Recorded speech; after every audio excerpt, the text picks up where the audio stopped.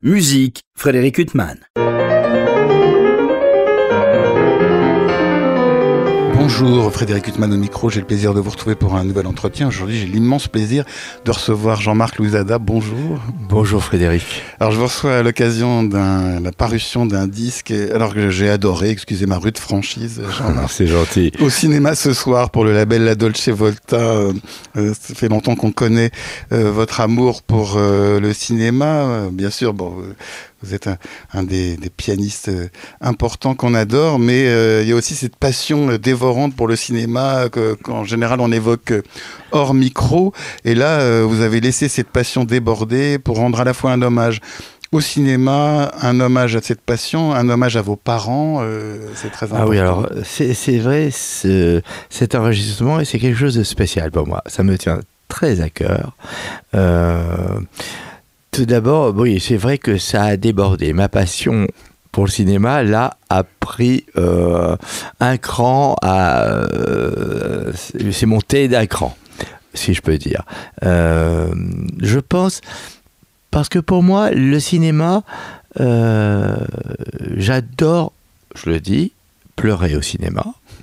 Et parce que ce n'est pas une thérapie, mais ça me fait du bien de pouvoir pleurer tranquillement, ou devant son poste de télévision, ou dans une salle une grande salle, pour pouvoir assumer tous les chagrins de la vie. Et le cinéma est un exutoire parfait pour cela, si j'ose dire. Oui, mais alors vous avez choisi des films. Alors, il y a des films dramatiques. Oui, il y a des films dramatiques, mais il y a aussi, par exemple, L'Arnaque. Ça a un souvenir tout à fait particulier, L'Arnaque, pour moi. C'est le dernier film que j'ai vu avec mes parents ensemble. Mes parents ont divorcé après. On l'a vu en été. Je me souviens très très bien, à Menton. En version française. Moi, je l'avais vu je l'avais vu tout seul avec mes copains à l'école Menuhin quand je vivais en Angleterre.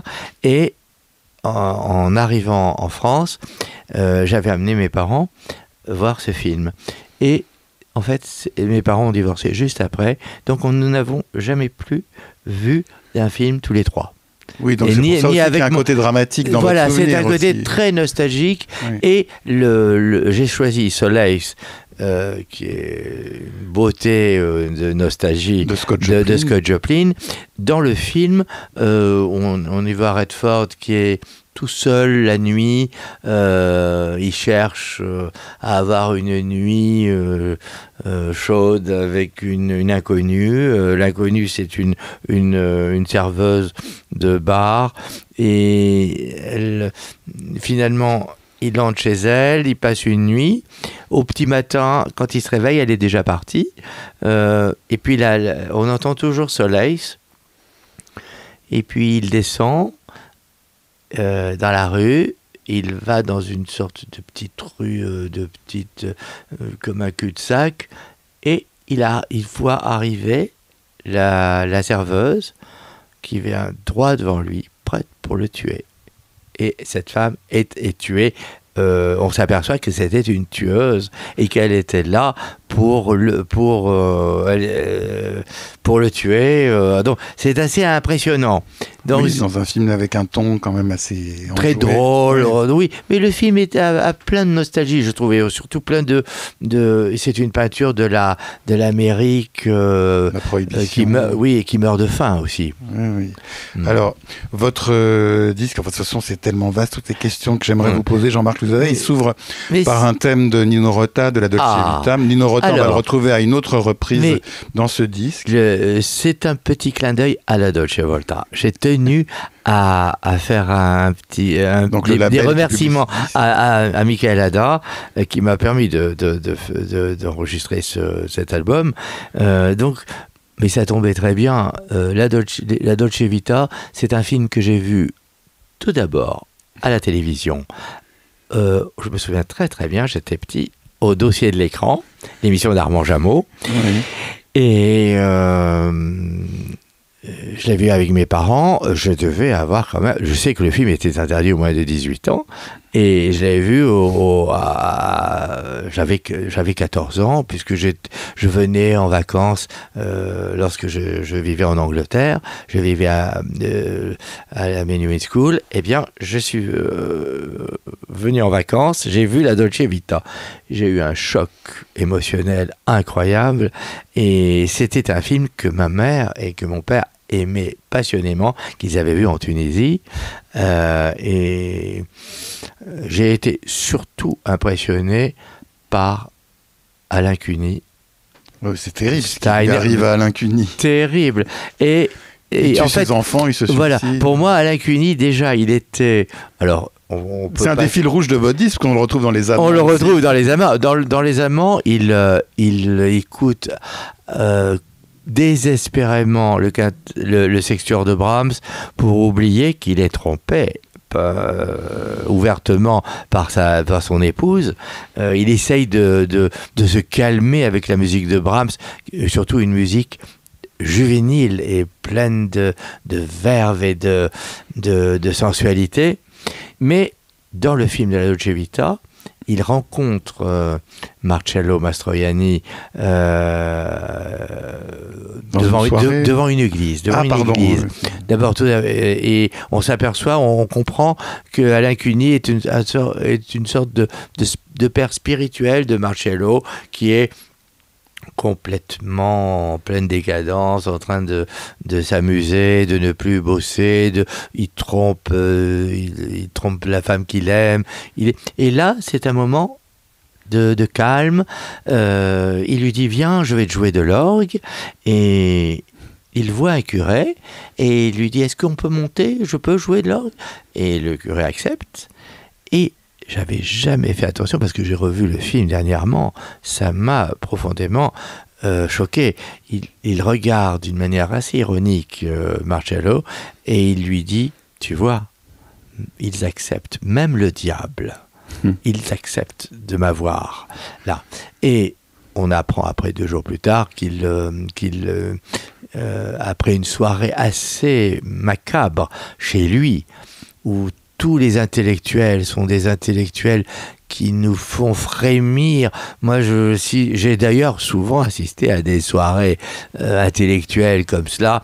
On a juste envie d'abandonner, de ne plus être un artiste et de mourir quelque part, de ne plus être artiste. Quand on entend les bêtises, les sornettes qui sont dites dans des soirées mondaines. Et là, c'est assez spécial ce qui se passe dans cette soirée. Et Steiner, il s'appelle Steiner dans le film, Alain Cuny, lui montre ses enfants qui vont dormir, et il leur met une petite couverture sur leur berceau, comme si c'était un linceul. On est déjà assez effrayé. Et on apprend que 2 jours plus tard, il va les assassiner et il va se tirer une balle dans la tête.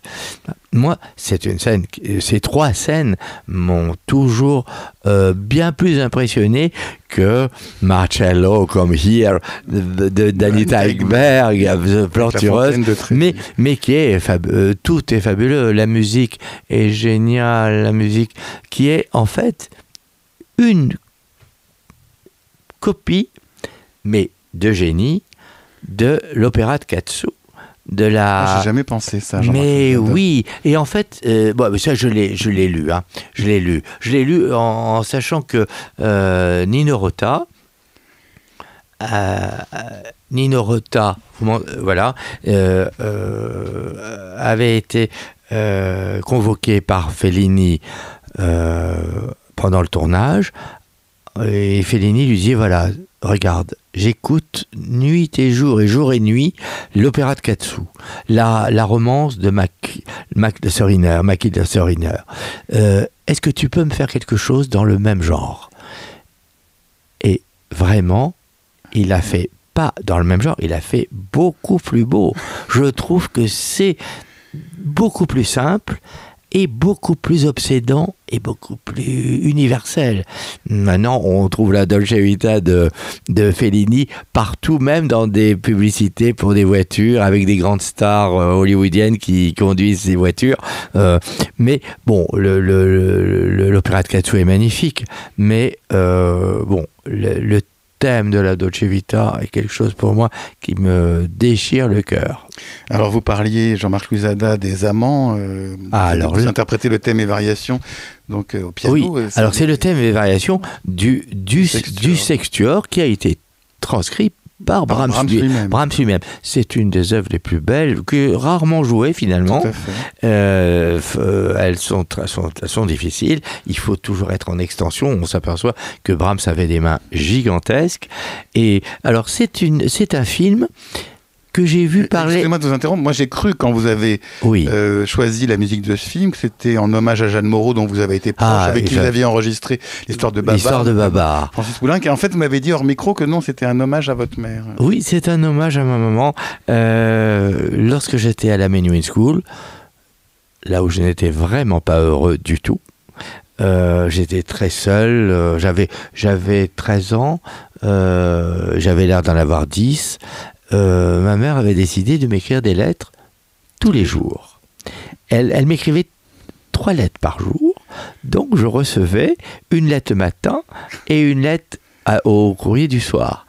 Et elle a fait ça pendant peut-être les 4 premiers mois, juste pour que je puisse ne pas être désespéré au milieu des Anglais. Et, on dirait du Romain Gary. C'est La promesse de l'aube. Mais La promesse de l'aube, c'est pour ça que ma mère adorait La promesse de l'aube, et moi aussi. Quel roman fabuleux. Excusez mes détours, mais il y a tellement de sujets. Et quel film fabuleux avec Mélina Mercouri. Oui, tout à fait. Hein, voilà. C'est moi qui vous ai obligé à vous interrompre. Oui, non, vous avez très bien fait. Lorsque j'étais à la Menuhin School, elle m'a raconté les films dans ses lettres, les films qu'elle voyait. Et elle avait vu Les Amants, elle me racontait tout. Elle m'a notamment aussi Rendez-vous à Bray. Et ces 2 films, je les ai découverts quand je suis venu habiter à Paris, quand j'avais 17 ans, je les ai vus au cinéma. Et la Dolce Vita, j'ai attendu 18 ans pour les voir.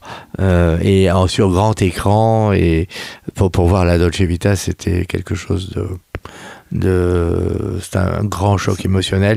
Pour moi, je pense, c'est le film que j'ai vu le plus de fois dans ma vie avec Maura Venise. Je pense que j'ai dû bien le voir plus de 100 fois, les 2 fois. Ah oui. Donc vous avez choisi un film de 3 heures et un film de 2 heures, 2 heures et demie. Voilà. Barçan. Mais ce sont des films que je peux appeler des films de chevet.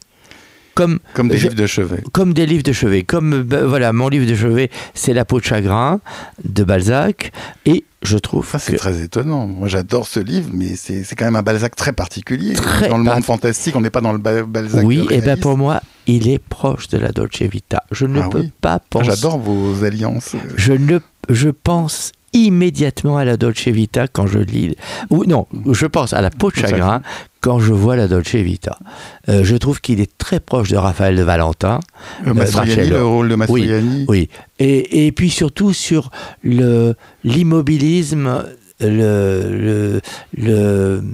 sur la vieillesse. On ne peut, en fait, toute cette société ne peut plus vivre. Ils sont immobiles, ils ne peuvent plus rien faire. Surtout à la fin sur la plage. Il y a la seule personne qui les regarde, il y a une personne qui est morte, c'est un animal, c'est le monstre, le pauvre qui est là, qui les regarde désespérant, en disant mais qu'est-ce que vous faites là, mes pauvres malheureux. Et il y a la petite qui est d'une pureté incroyable, qui est la petite serveuse et qui essaye de parler, mais on entend le bruit des vagues de la mer tellement fort qu'on ne peut même plus. Il y a une incommunicabilité. Incroyable. Moi, je suis fasciné par la Dolce Vita. J'aime Fellini plus que tous les réalisateurs, mais la Dolce Vita, il a fait... C'est un coup de génie. En même temps, Jean-Marc Louzada, dans le texte délicieux et passionnant qui accompagne ce disque, au cinéma ce soir, c'est titre que vous empruntez bien évidemment à l'émission culte qu'on regardait. Alors c'était vraiment les jeunes d'aujourd'hui ne peuvent pas se rendre compte. On attendait. Quand on avait 8 ans, 9 ans, 10 ans, on attendait l'émission d'Armand Panigel au cinéma ce soir. Alors, une petite parenthèse, j'ouvre. Armand Panigel était le mari de la violoniste Michèle Auclair. Ah oui, c'est vrai. Mais oui, et Michèle Auclair, grande violoniste, qui était la grande copine de Geneviève Joie, qui était mon prof de musique de chambre au CNSM, et qui était l'épouse d'Henri Dutilleux. Voilà. Et Michèle Auclair me disait, mais il y a des bobines de films partout. Dans la salle de bain, on peut même plus marcher, il y a des films partout. Mais enfin, voilà, pour moi, Armand Panigel, c'est sa voix qui était... mais on pouvait la reconnaître. Oui, parce qu'il faisait la tribune des critiques de disques. Il faisait la tribune des... C'est comme vous, musique et cinéma. Ah mais voilà, mais je l'ai hélas jamais rencontré, Armand Panigel. Et quel homme extraordinaire. Et alors, on attendait, on était provinciaux, on habitait dans le sud de la France, et on était devant le poste. Il y avait le vendredi, je crois, au théâtre ce soir, et je sais plus si c'était le mercredi ou le jeudi, il y avait au cinéma ce soir, avec un générique que j'adorais. Oui, Arletty, tout le monde. Voilà. Michel Simon. Et en fait, on voyait il y avait 2 séances, si je ne me trompe pas. Alors, il y avait un film, il y avait la publicité, les chocolats de l'entracte, les petits esquimaux, et puis il y avait l'interview. Je me souviens une fois qu'il avait interviewé, qu'Armand Panigel avait interviewé Marie-Belle, je crois. Il avait présenté un carnet de bal qui est l'une des plus belles merveilles du monde du cinématographique. Je peux voir et revoir, et même j'aurais voulu sur le disque pouvoir mettre la valse du carnet de bal, mais c'est impossible parce qu'il a utilisé un procédé étonnant qu'uniquement David Lynch après a pu se servir bien des années. Il prend une valse, il l'enregistre et il la met à l'envers. Et on a une sorte de valse lente qui vous prend aux tripes avec des sons à l'envers. Et une valse noire, une valse complètement macabre. De toute façon, le film est noir, parce que c'est cette femme, Marie-Belle, qui retrouve son carnet de bal et qui retrouve tous les hommes. Et Marie-Belle parle. Destin, oui, mais Marie-Belle parle, elle raconte.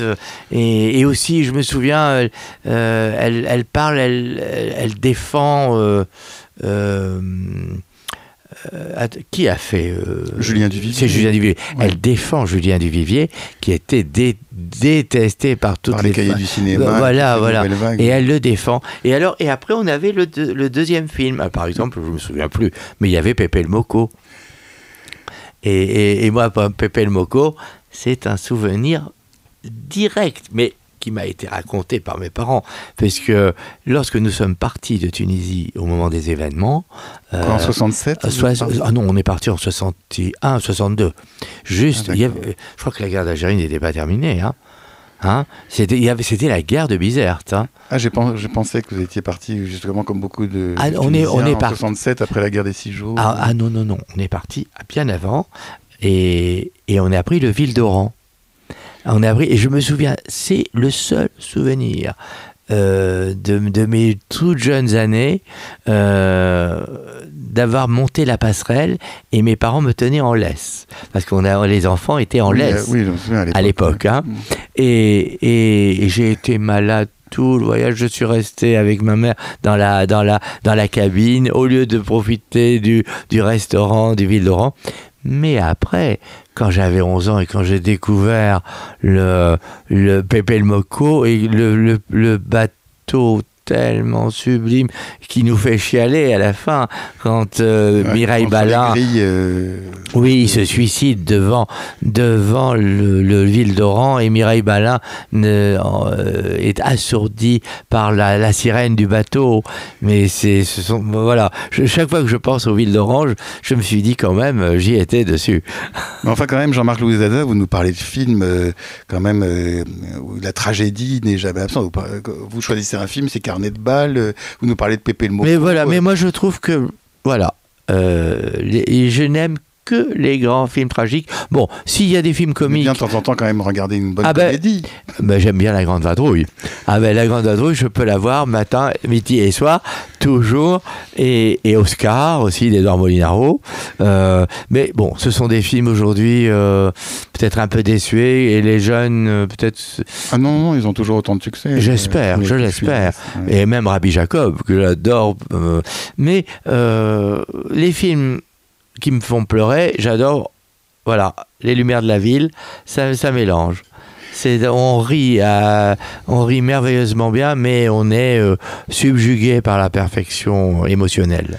Alors, on parlait de la musique des amants, la musique de Alors, les amants... Alors, excusez-moi, c'est de Brahms, et vous dites dans le texte que c'est la première fois que vous interprétez Brahms au disque. C'est cela. Ça, je m'en souvenais pas. C'est vrai, je n'ai jamais enregistré. Ce que vous avez enregistré. Je n'ai jamais enregistré de Brahms, et c'est une musique que j'aime, qui me bouleverse autant que Schubert, et j'espère peut-être pouvoir en faire un petit peu plus dans les années qui suivent, si on continue à faire des disques. Oui, c'est ce label à Dolce Volta dit des disques magnifiques, des très beaux objets de surcroît, puisque votre dernier enregistrement était consacré à Schubert. La sonate en si bémol, oui. C'est le dernier Schubert. Oui. On est toujours dans la tragédie quand même. Voilà. Mais écoutez, la vie, je sais pas si la vie est une tragédie, mais enfin, je peux dire souvent que le cinéma, c'est la musique de ma vie. Et alors, vous avez choisi un film auquel on ne pense pas forcément quand on pense à musique de film, c'est Le Vent de la Plaine, parce que vous interprétez la fantaisie en ré mineur de Mozart qu'on entend... alors, c'est un western que nous sommes allés voir avec mes parents quand on était à Alès. Et c'est... Bon, entre nous, c'est pas le meilleur film de John Huston. Hein.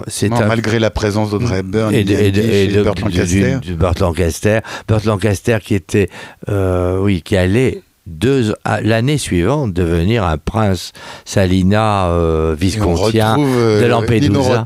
Nino Rota, voilà. Mais le film est un film extrêmement cruel sur le racisme.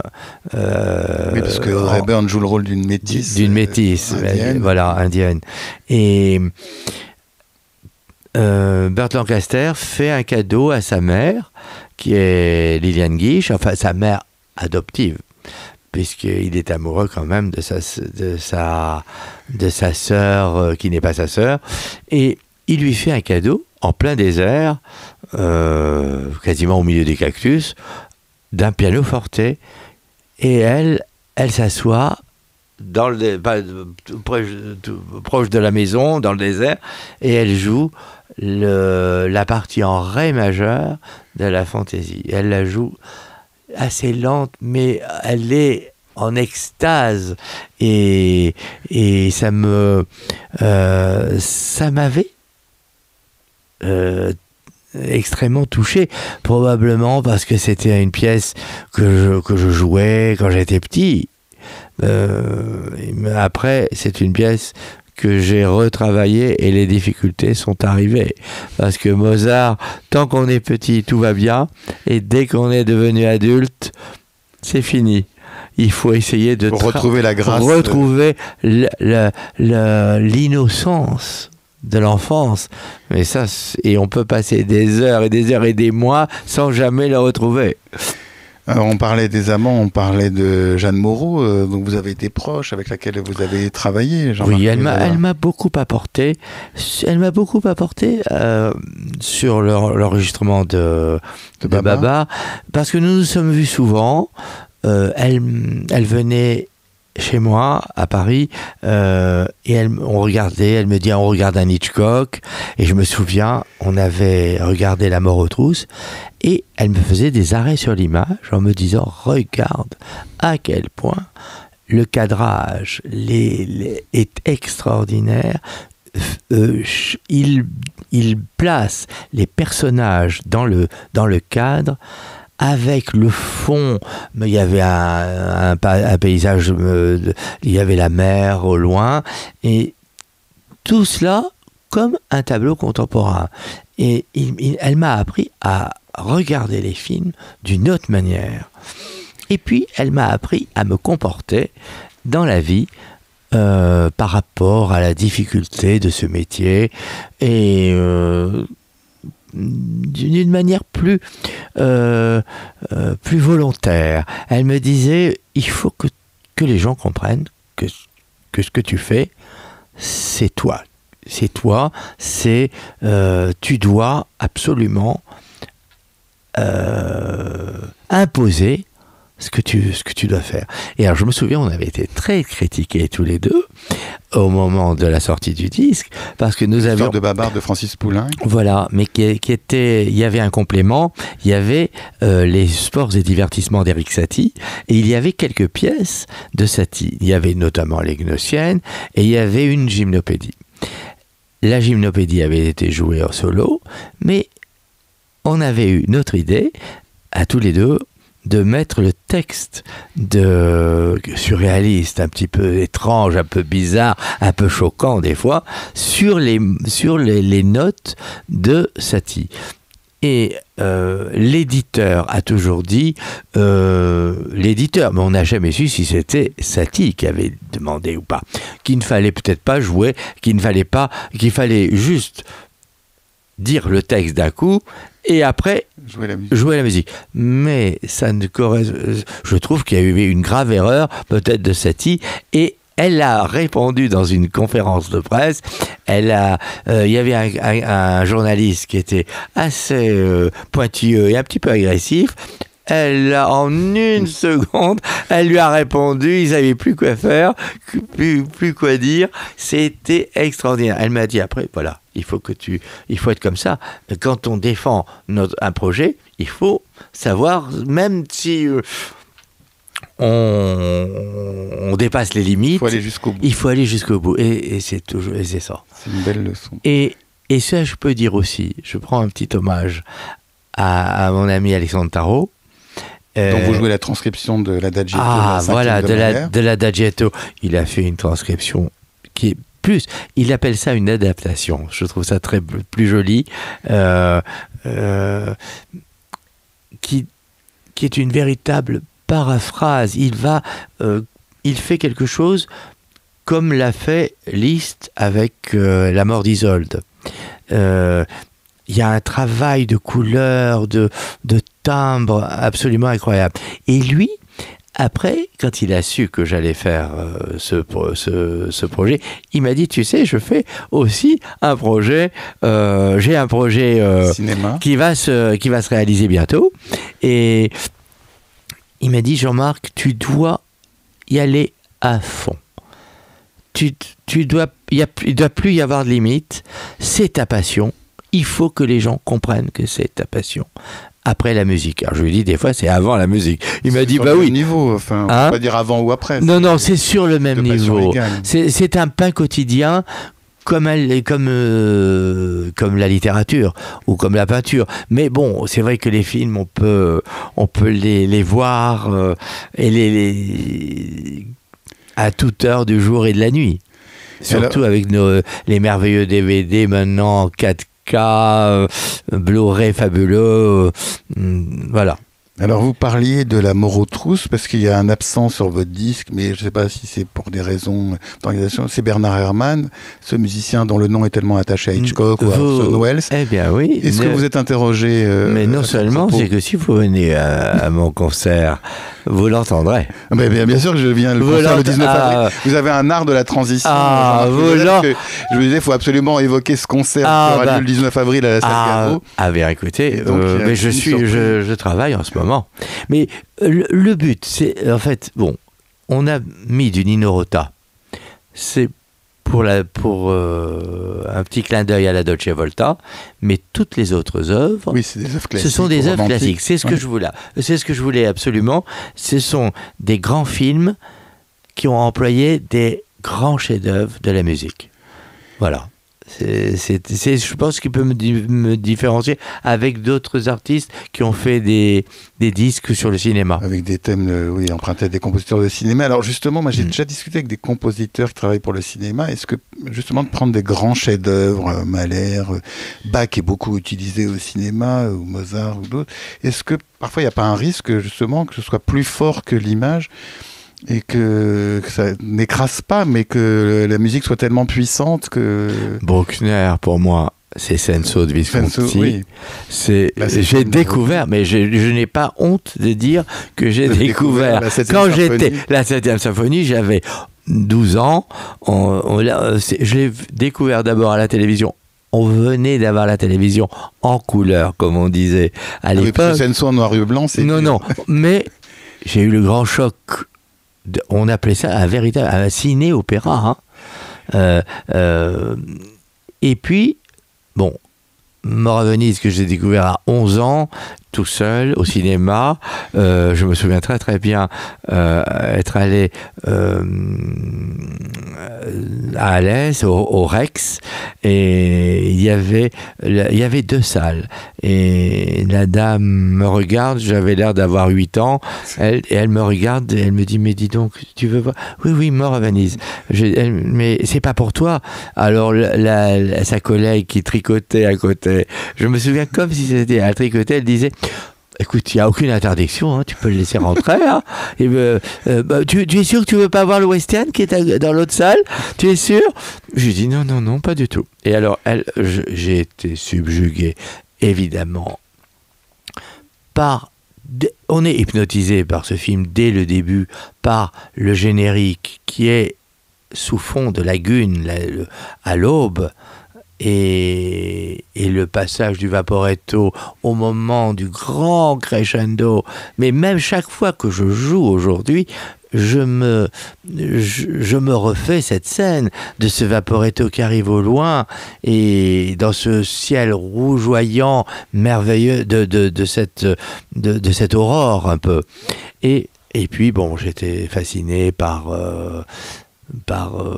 la musique. Je me suis dit, jamais j'ai entendu une aussi belle musique de ma vie.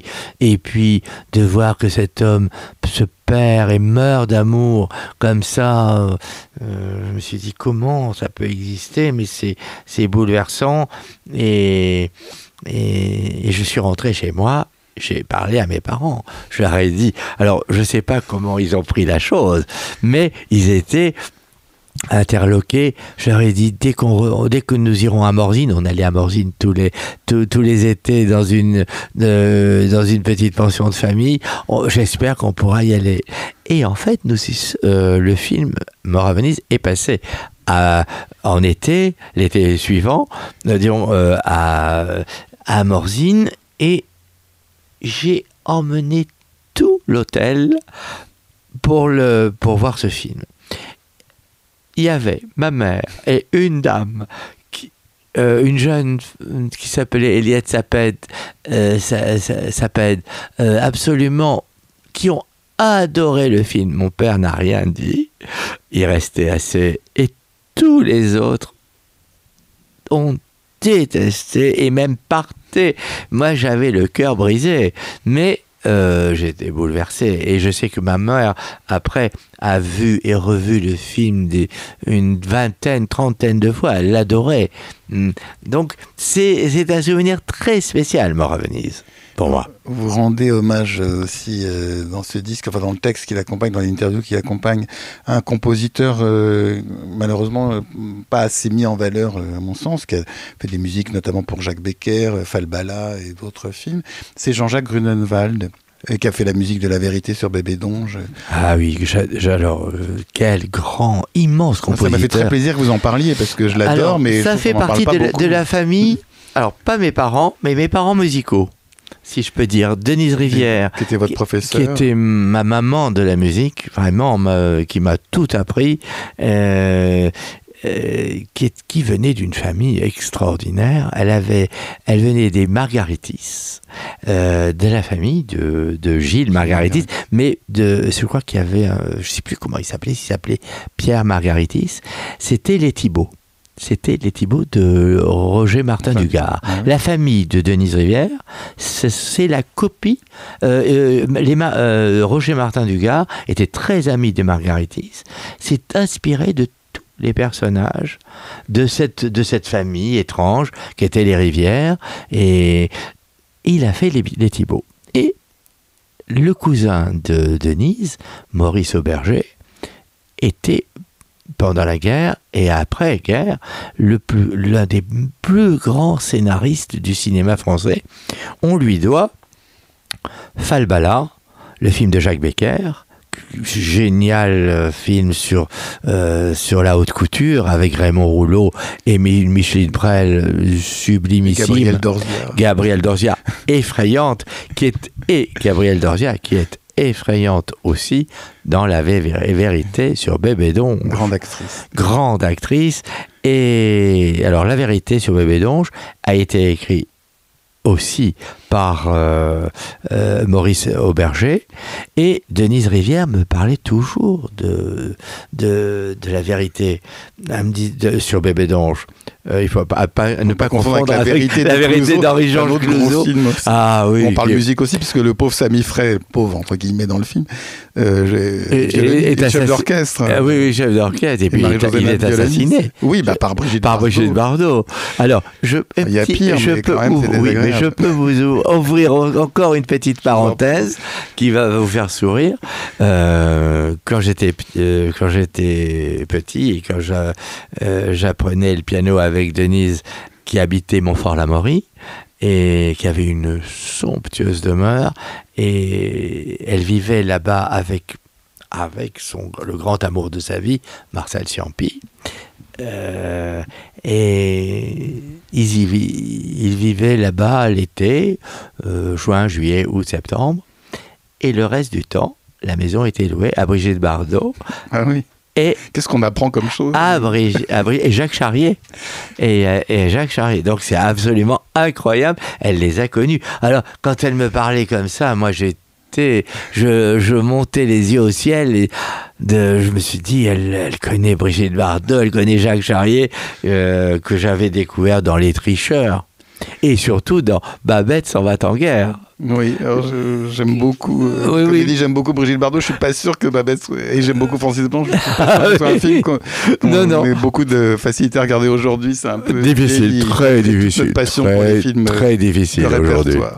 Alors malheureusement, Jean-Marc Louis-Adin, on pourrait rester des heures et des heures à évoquer cinéma, musique. Malheureusement, il faut achever cet entretien. On va l'achever par l'œuvre qui termine ce disque, qui est la Mazurka en la mineur opus 17 numéro 4 de Chopin, qui m'a rappelé, vous avez enregistré 2 fois les Mazurkas, et il y a eu un enregistrement, un des disques qui vous a fait connaître, enfin entre guillemets au grand public de la musique classique, qui était votre enregistrement des Mazurkas chez Deutsche Grammophon, qui est un enregistrement très marquant. Je vous remercie, mais oui. Ça m'a fait penser à ça, et là c'est pour rendre hommage à Cris et Chuchotements. Cris et Chuchotements que j'ai... Alors j'étais au conservatoire, je venais d'entrer au conservatoire chez Dominique Merlet. Là, lui aussi m'a apporté beaucoup de choses. En plus de son bagage extraordinaire pianistique, il nous disait d'aller voir des films aussi. Et je me souviens très très bien, une fois, il nous avait dit « Allez voir Maine Océan ». C'est génial, de Jacques Rosier. C'est un film irrésistiblement drôle en plus. Mais film de génie. Et malheureusement, je ne pouvais pas aller ce jour-là. J'étais allé 2-3 jours après. Et c'était... c'est un choix exceptionnel. Et je me souviens aussi de Derzu Uzala, de Kurosawa, et il m'avait dit, vous verrez, c'est le vent dans la plaine de Claude Debussy. Et c'est vrai qu'il y a une tempête de neige dans Derzu Uzala, qui est une merveille du 7e art. Voilà. Alors, pour revenir je sortais d'un cours de chez Dominique Merlet. Je pense, j'allais toujours au cinéma en sortant des cours d'analyse ou de solfège ou de piano, et je m'en allais en bas de la rue de Rome, il y avait un petit, ça s'appelait Saint-Lazare-Pasquier. Les films étaient toujours en version française, mais j'allais sur les Champs-Élysées aussi. Il y avait un cinéma qui n'existe plus et qui présentait des films vieux d'il y a 4, 5 ans, 6 ans. Et là-bas, j'ai découvert Cris et chuchotements et Raphaël ou le débauché de Michel Deville. Et ce sont deux grands moments dans ma vie. Films désespérés, les deux. Oui, ça on est habitué avec vous. Voilà, mais l'emploi de la mazurka, qui est la recherche du temps passé qui ne reviendra, du bon temps, des beaux jours qui ne pourront plus jamais revenir. Et là, Bergman nous le fait sentir avec une couleur d'automne, un parc en automne et des femmes merveilleusement belles qui se baladent en blanc avec des ombrelles, alors que tout le film se passe ou dans une chambre où l'une des protagonistes est en train de mourir, ou alors des souvenirs absolument terrifiants des autres membres de la famille.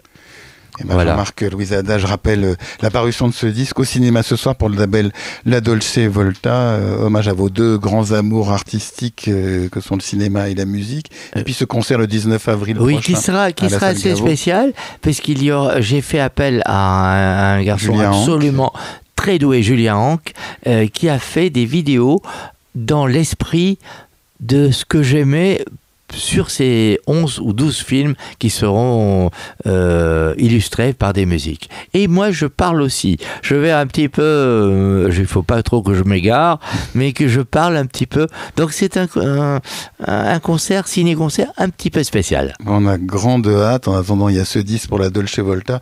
En attendant ce concert, après cet entretien, Jean-Marc Louisada, moi, j'ai envie d'aller revoir Oscar, parce qu'après tous ces films dramatiques... Vous n'avez pas envie de revoir Manhattan avec la Rhapsodie Blue? Oui. Si, ça on n'a pas parlé. Moi, je peux juste dire un petit mot. J'ai quand même travaillé la Rhapsodie Blue pour mon père. Mon père, parce qu'il adorait cette Rhapsodie et que je ne lui ai jamais joué de son vivant. Je ne l'ai pas apprise.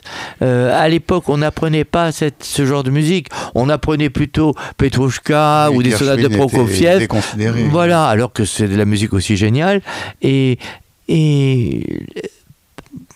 pendant le confinement, j'ai appris cette Rhapsody in Blue et j'ai pleuré en me disant, quand même, au lieu de lui jouer des œuvres de Schumann complexes qui ne le touchaient peut-être pas trop, et j'aurais pu jouer ça, j'aurais pu travailler. Et c'est exactement aussi comme ma mère avec le concerto de l'Empereur de Beethoven. Elle voulait, je ne l'avais pas travaillé, j'ai travaillé tous les autres concertos, et lorsque je me suis mis à le travailler, ma mère perdait l'ouïe, elle n'entendait plus rien. Et ça m'a fait beaucoup de peine. Donc peut-être ça m'a incité à faire cet enregistrement. C'est un bel hommage à vos parents disparus. En tout cas, on l'écoute avec un immense bonheur et beaucoup d'émotion. Jean-Marc Louisada, il me reste à vous remercier. Pour illustrer cet entretien avec le pianiste Jean-Marc Louisada, je vous propose de l'écouter interpréter la Rhapsody in Blue de Gershwin dans une version pour piano seul, musique qui avait notamment illustré le film Manhattan de Woody Allen. Bonne écoute, bonne fin de soirée sur RCJ.